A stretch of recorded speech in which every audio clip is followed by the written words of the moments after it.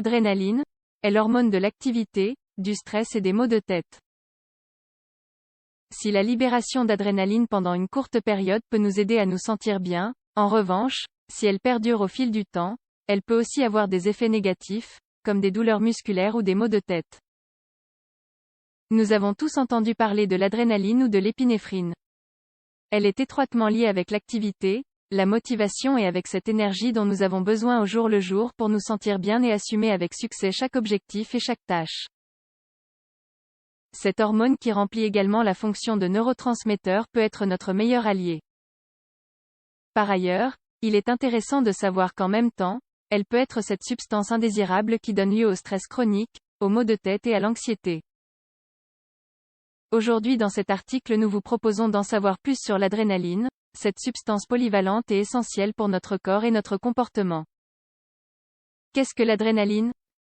L'adrénaline est, comme nous l'avons dit, une hormone qui agit également comme un neurotransmetteur et qui est produite dans les glandes surrénales et dans certaines régions de notre système nerveux central. Nous pourrions la définir comme un médiateur chimique qui agit en modifiant l'activité de plusieurs de nos organes, tels que le cœur. Le but principal de cette hormone est de se préparer à la fuite ou à la lutte quand notre cerveau interprète qu'un certain stimulus peut être une menace pour nous. De plus, elle nous permet de réaliser le maximum de nous-mêmes, en utilisant toutes nos ressources physiques pour atteindre un objectif, que ce soit pour l'éviter ou y faire face. Cette activation est obtenue de différentes façons, en augmentant la fréquence cardiaque, la pression artérielle et la capacité de nos poumons à retenir l'air, en dilatant nos pupilles et en apportant plus de sang aux muscles des bras et des jambes.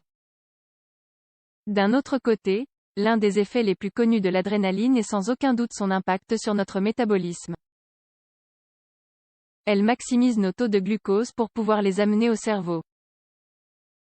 Il est aussi curieux de constater que l'adrénaline a des répercussions dans notre système digestif lorsque le cerveau interprète qu'il y a un danger. Elle ralentit la digestion et même le mouvement intestinal pour une raison bien précise. Toute notre énergie doit être concentrée dans les muscles. Ainsi, des tâches essentielles telles que la digestion ou l'absorption des nutriments sont laissées en arrière-plan, puisque ces fonctions, nous ne pouvons pas oublier, nécessitent beaucoup de dépenses énergétiques. Comment la libération d'adrénaline est-elle contrôlée ? Quand un risque apparaît, lorsque nous éprouvons de la peur, une émotion intense ou de l'anxiété, les nerfs reliés aux glandes surrénales stimulent la sécrétion d'adrénaline pour la libérer dans notre circulation sanguine. D'ailleurs, on peut dire que la quantité d'adrénaline libérée est juste suffisante pour que nous puissions ressentir son effet pendant 3 ou 5 minutes. Cet intervalle de temps est suffisant pour pouvoir réagir sans que nos organes soient affectés. Cependant, le plus gros problème qui existe avec l'adrénaline est que, lorsque nous subissons du stress pendant une longue période, l'hormone du cortisol favorise également l'apparition de l'adrénaline. Dans ces cas, sa présence dans notre corps n'est pas limitée à 3 ou 5 minutes. Parfois, il peut durer des jours ou des semaines jusqu'à modifier sérieusement notre santé. Ainsi peuvent apparaître de la tachycardie, des vertiges, une mauvaise digestion, des maux de tête. Adrénaline, effet positif et effet négatif.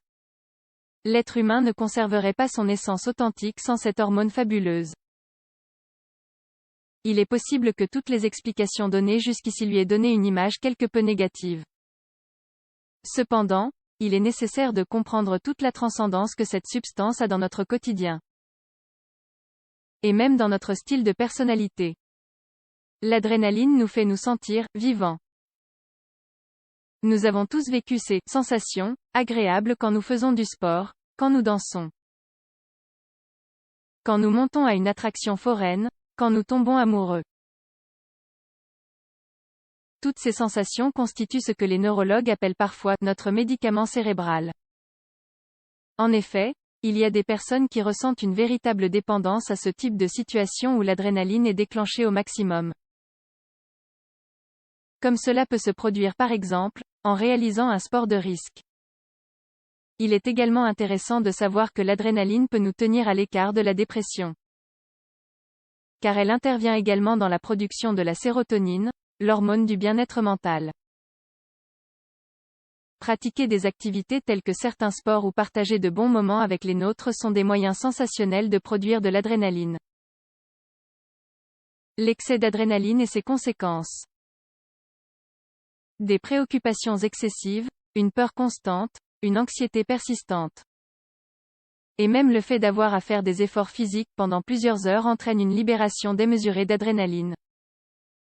Il faut dire que notre mode de vie, caractérisé par de fortes pressions, nos obligations ou ce stress qui nous quitte à peine, génère précisément cette situation anormale dans notre corps, c'est-à-dire trop d'adrénaline dans notre sang.